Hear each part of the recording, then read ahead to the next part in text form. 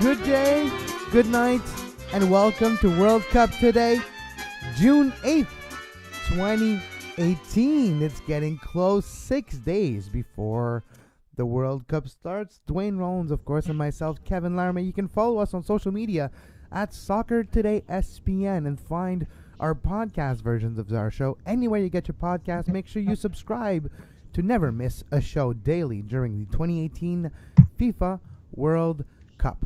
Good morning, Duane. Good morning, Kevin. I was watching TV yesterday, and I saw an advertisement, not just for the World Cup, but for the first game of the World Cup. So that made me realize how close we were. Oh, my God, they're actually advertising Saudi Arabia, Russia. And, oh, my God, I'm actually excited to watch Saudi Arabia play Russia. I'm not excited for the game. I'm excited for everything surrounding it. Well, if I was manipulating fixtures and wanted to give Russia, the host, maybe an easy game to start off the World Cup, couldn't have done it any better. No, you really couldn't. I'm hopeful that what happens is that the opening ceremony is just Alexander Ovechkin standing in the middle of the field with the Stanley Cup. Yeah, of course. You were going to say something about the Stanley Cup. Doing a single show about it wasn't enough for you, right? It wasn't enough, but it's good. We got the reference in now. A Russian hero for sure. But look, we're not going to talk about the Group A. If you want to listen to Group A talk, you can go back. What about 6-7 days ago? We did preview that group already, but we are going to talk about Group H today. Correct? Yes, Group H, the last group. Starting on Monday, we'll talk about other subject about the World Cup. We'll really ramp up our excitement and talk about the upcoming few days. So Monday, we're changing gears in World Cup Today and pretty much starting off what's going to be a month-long fun ride together. But today, Group H, Poland, Senegal, Colombia, and Japan. Is it just me, or out of all the group we've talked about, this one seems to be the closest? I could see 3 out of 4 teams winning this group. Guess it depends on what you think of Colombia, which, if we were talking in the show 4 years ago, we would have been, referencing them as a dark horse, as a possible winner, et cetera, et cetera, et cetera. And they're still very talented, and they had a great World Cup in 2014. But I don't think anyone thinks of them in the same way anymore, and I'm not sure why exactly. Because Falcao hasn't done anything of note in the last year and a half, because James Rodriguez has been a bust at Real Madrid. Yes, he has been playing well in Munich, but still not necessarily the same. But look, Colombia before the 2014 World Cup weren't talking about them either. It's what they did in the 2014 that changed a bit things, and then they had a little lackluster 18 months. So you do have them in the World Cup, but they don't have the same maybe confidence that they had a few years ago. And it depends what you're talking about. Senegal, we're not necessarily used to seeing them, but Senegal is a very good team on a great run right now in qualifying that led into the World Cup. Senegal might be one of the best African team right now, in front of Morocco, in front of Tunisia, and in front of, as well, Nigeria. Senegal might be the best African team. Well, yeah, I guess it depends on, Egypt obviously has the one big concern. If they can figure that injury stuff out, then they're going to be fine. No, the thing about the African countries, we've almost come full circle on them. Going back to Cameroon in 1990, if you want to do a real throwback there, everyone was like, oh, we got to pay attention to Africa. And then every World Cup since then, you've heard read articles and heard commentary about how maybe this is the World Cup that an African team breaks through, but they really haven't done much, African nations as a whole, during those World Cups, despite the hype that's been there. And this time, Kevin, I'm not hearing much hype about the African countries. They're sort of forgotten again. So maybe this is going to be another situation where they jump up in surprise. Yeah, maybe one of them is going to make it to the quarters or something. And yeah, so it happens when you don't expect something. It happens that year. The Washington Capitals were not expecting the Stanley Cup this year, and they won it. Right? All right, I went there too. Okay. But Colombia, we've talked about Senegal too, which leave us with Poland. Is Poland the class of this group? Of course, Lewandowski, and we've been talking about this theory for a while now. Your team is as good as your best player, but your best player will bring you forward. Is Lewandowski clearly the best player in this group?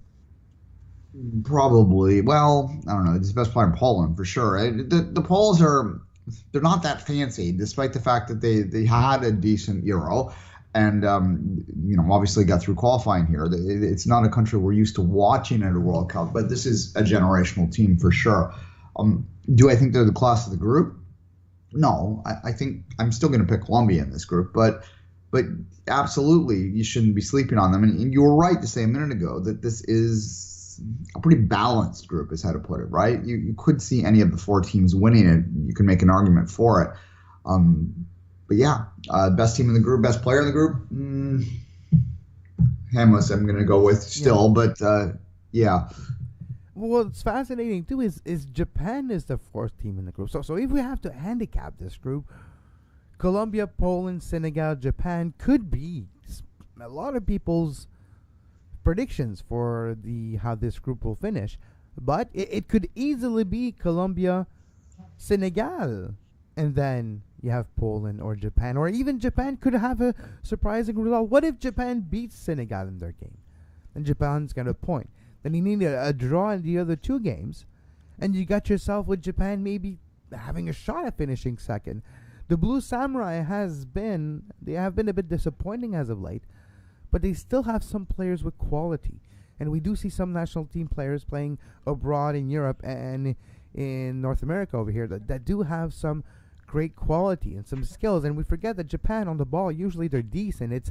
It's the rest of it. It's introducing the aerial game a bit better. It's using the entire width of the field and using the flanks correctly to be able to create more opportunities. If the Blue Samurais create more opportunities than they're used to, they have more probability of goals, which will lead to more probability of results. So all this being said, it could be a crapshoot, like a 0-0 draw in like a Japan-Senegal game would throw this group and could make it with almost anything can happen. Well, I think what makes the group particularly interesting to me is not just the fact that it's balanced, as I said, but it's like balanced in a way that you're not fully trusting any of these teams, right? And bear with me here. This is what makes it interesting to me, because one of them is going to excel. Yeah, I understand what you mean. It's that they're both a bit lowest common denominator, if you understand what I mean, right? There's no tier 1 team in this group, and I think it's probably the only group with no tier 1 team. And just for a second, well, what I mean by tier 1 team is out of the 32 teams, I feel there's like 4 big categories you can put them in. The absolute favorites: Brazil, Germany, France, and I think that wraps it pretty much up. You can add whichever team you want, Argentina, but with the injury to Lazuri right happening now and missing the World Cup defender, yeah, they're tier 2. So tier 2, you got your Argentinas, your Portugal, etc. Tier 3 teams that are not minnows, but are not expecting anything. England would be example at tier 2, and Poland will be a tier 3. Senegal would be a tier 3. Colombia a tier 2, and Japan 3.5. Yeah, we go with it 3.5, but there's no tier 1 in this group. No, I hear you. Yeah, I mean, Colombia is, never sleep on the South American teams. They are a strong side for sure, but you're right. They're not a team that anyone is talking about, with the potential of winning this World Cup. And that's kind of what you're going with there. I don't know. In terms of Japan, though, the Asian teams, I never trust them in the World Cup. And if you look at the records, other than 2002, which obviously had the home advantage, and South Korea's run in that World Cup was remarkable, unexpected for sure. But other than that, really, the history of Asian teams in the World Cup is not very good. They're the weakest confederation by far, statistically speaking. So even though Japan is the class of Asia, and along with, they really are the class of Asia in many, many ways. But even though they have that, it's you're not going to trust them. You're not going to expect much from them other than because of the history, right? So here we are. Yeah, this is. I don't. It's interesting because Group A is also balanced, so to speak, but Group A is not very exciting at all. Apologies to Russia and Saudi Arabia and the rest. Well, no apologies needed. You're quite right. So it's fair. But this group, because Group A is like, there's no tier 1 team, as you say. There's no tier 2 team in that group either, really. So this one at least is balanced in a better way. I wouldn't be surprised, though, if Poland gets themselves 1 win and maybe 2 draws and wins the group. And then, because Colombia, you mentioned you don't trust necessarily Asian team. For some reason, the way Colombia's coming into this World Cup, I can't see them replicate 2014. Just because Falcao is not the player he was and hasn't had an easy time over the last 4 years with the terrible Chelsea spell. And then Monaco, yes, he won the league, but then everyone left and he was left by himself and he didn't win the league. So whatever happens with Colombia, I have a feeling this group is open no matter what, basically. So Poland, again, they made it out of Europe, so they have a certain amount of quality to them that can be surprising. But to me, it might be Senegal here. That is the key to this group. What if Senegal beats Colombia? Then Colombia could literally be not going out of the group stage. Which team out of the... It would be one of the few tier 2 teams that might not come out of the group. Just because of... I don't want to say chaos, but this group can be unpredictable. Group A, that's a big difference between A and H. A is a bit more predictable because even though there's no tier 1 and tier 2 teams, there's a certain disparity between the tier 3 and tier 4 teams in that group, like Russia versus Saudi Arabia. Just an example, Russia should easily take care of Saudi Arabia. You would think, you want to kind of hope, if you're a betting man, which you can now bet legally across North America. So maybe take advantage of it and put a little $2 on Mother Russia to get a victory to start your World Cup. Yeah, well, fair enough. Yeah, no, you're right. It's look, when you're looking at this group, I think I'm a little higher on Colombia than you are. I do think there's enough quality there that they should be considered the favorite in this group. And that said, I can also understand anyone who has doubts because this is, as we've said about 6 times now, an extremely balanced group that any of these 4 teams could win. I'm going to go pretty chalk when I predict this. I do believe Colombia and Poland are probably the 2 teams to get out of it, but I wouldn't be surprised by anything here. Yeah, I wouldn't be either. All right, let's take a very quick break and we'll come back and continue to talk about World Cup and soccer.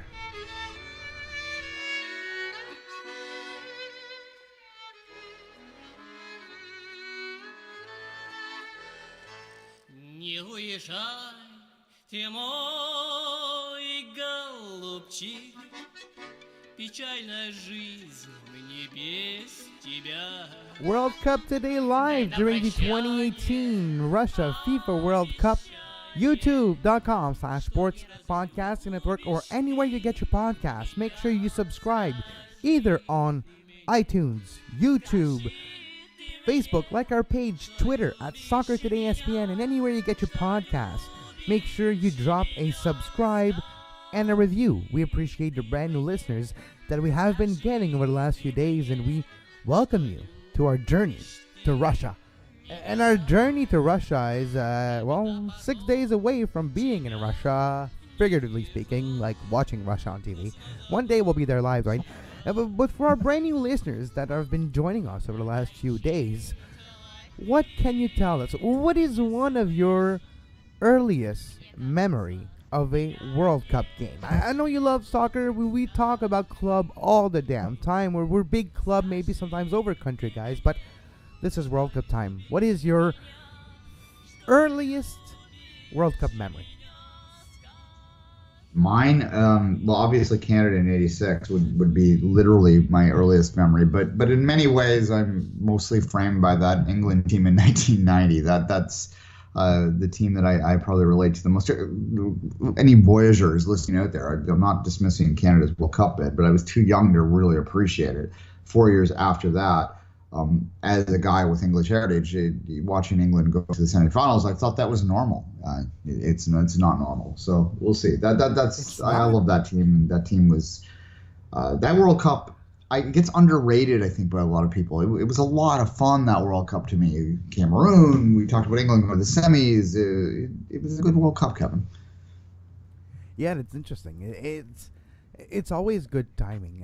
It's always a good time. It's a fun time. And is it just about the games? And now that we do this, and I watch soccer and analyze soccer in a totally different way than I used to. Right now, I don't just enjoy it. I kind of dissect it and kind of obsessed by it, which is totally different than how I used to watch World Cup games or soccer games. So that has changed, but it's everything surrounding the World Cup too, right? It's the texting with friends, the meeting up at the bar, the enjoying a few beverages while watching a game that you don't really care about, but you're wearing the jersey anyway because, well, it was on sale, and you want to feel included. You want to feel part of it.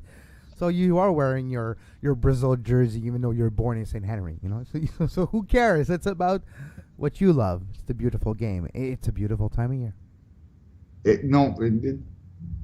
The World Cup is, you're right. We do largely focus on the club game on this show, and my mind mostly goes around the club game. I mostly think about it.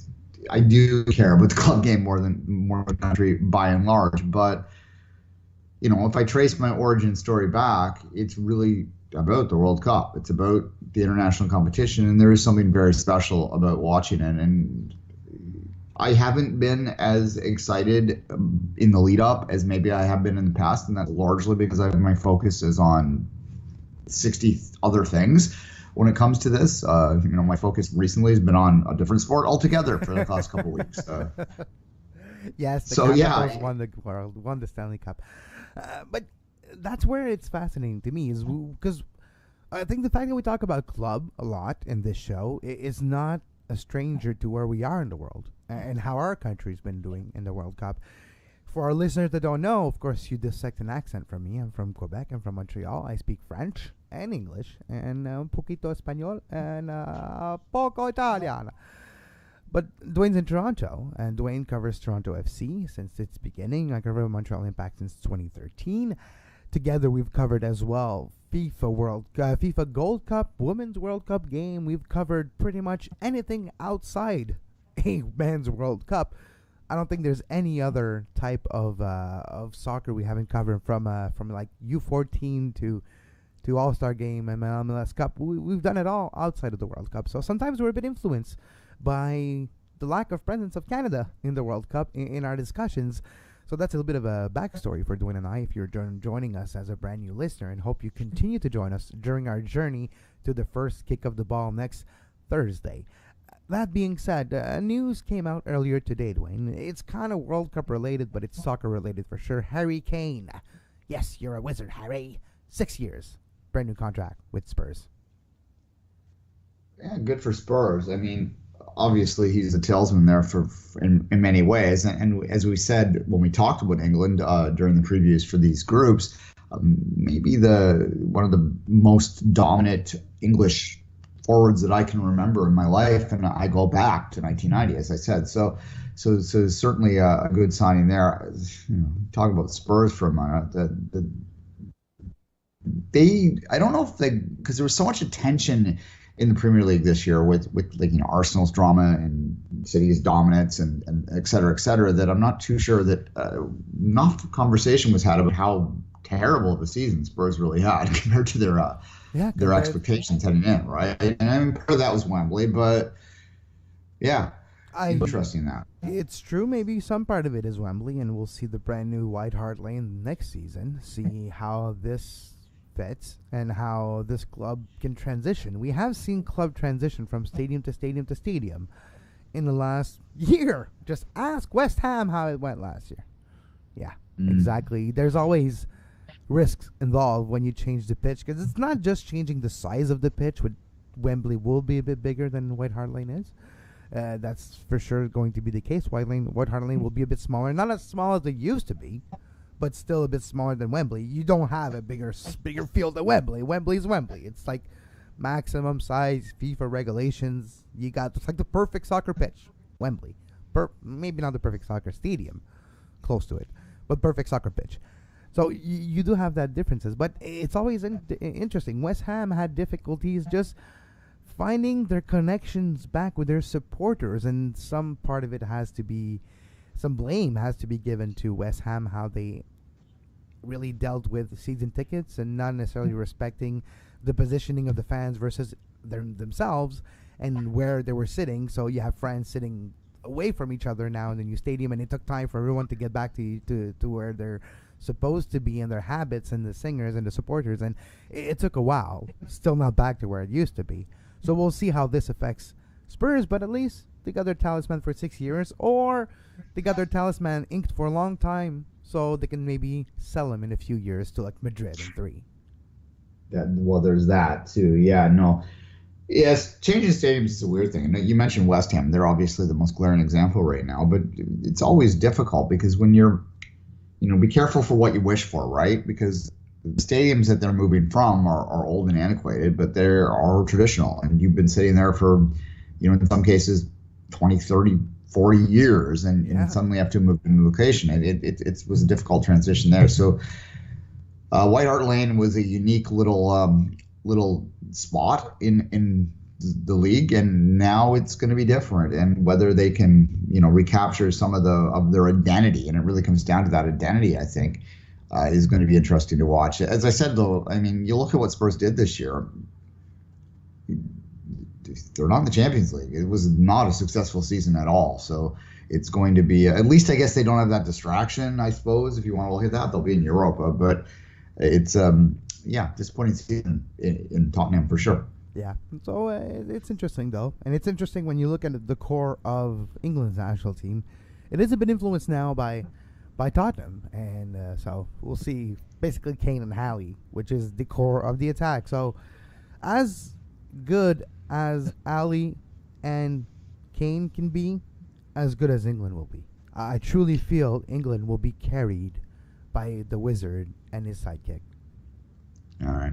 We've been talking to groups all week, obviously, on the show, Kevin. So I am curious. Just we're not going to get our official predictions right now, but if I had to, put the gun to the head, who are you leaning towards right now?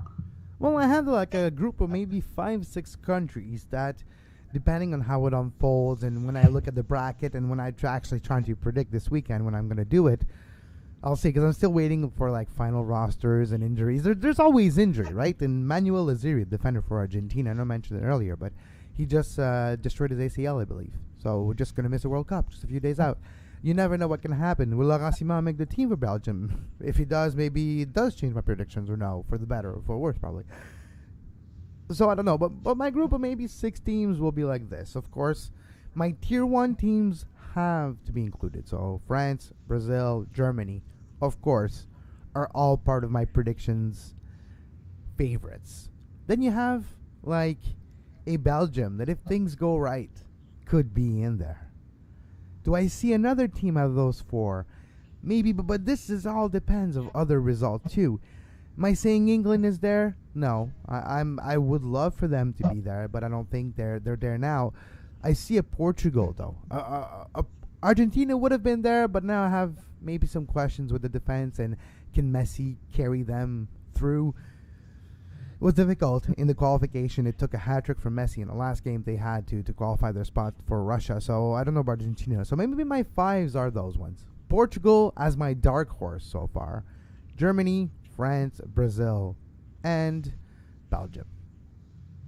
I'm going to do the research over the weekend to come down with a more concrete, look at the bracket and so on and so forth to get a more concrete prediction here. But I really like this French team. I feel guilty kind of predicting them, because it seems like every time you expect something out of France, they screwed up. But we'll see.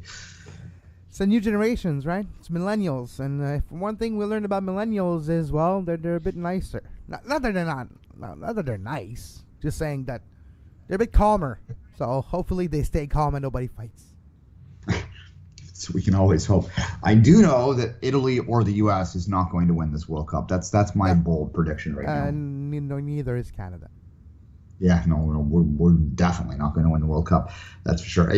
Women's World Cup, maybe we have a different discussion, although probably not. But yeah, this is it's weird. We have a lot of American listeners, Kevin, and I follow American soccer very, very closely. So the closer this gets, the weirder it seems to me that there's no American team in here. Let's have this quick discussion right now.